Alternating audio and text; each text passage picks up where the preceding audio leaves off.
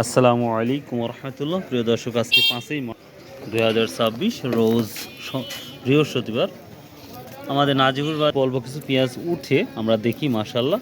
তো দেখবো আজকের বাজারে কি অবস্থা।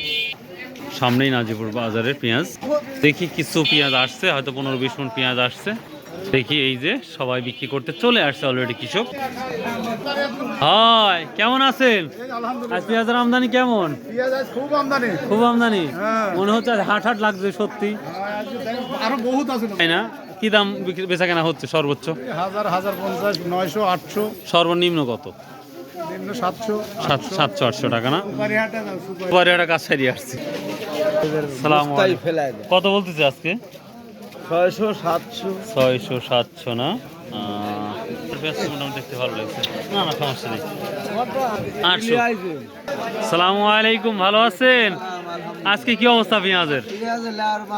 লেয়ার মানুষ নাই।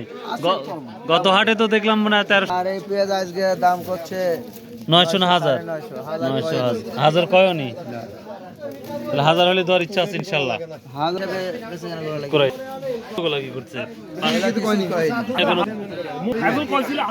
আমরা ভালো পেঁয়াজ আমদানি দেখতে পাচ্ছি। পেঁয়াজের আমদানি যথেষ্ট পরিমাণ নাজিবুর বাজারে আশা করা যাচ্ছে। এইভাবে যদি নাজিবুর বাজারে পেঁয়াজ রেগুলার উঠে তাহলে বাজারটা আরো সুন্দর মসৃণ হয়ে যাবে ইনশাল্লাহ, আশা করা যাচ্ছে। 800-900 পর্যন্ত সর্বোচ্চ আছে এবং 1000 টাকা হয়তো আছে কোয়ালিটি ভেদে। আসসালামু আলাইকুম, কত বলতেছে রে বা? পেঁয়াজটা ভালো তো লাগছে।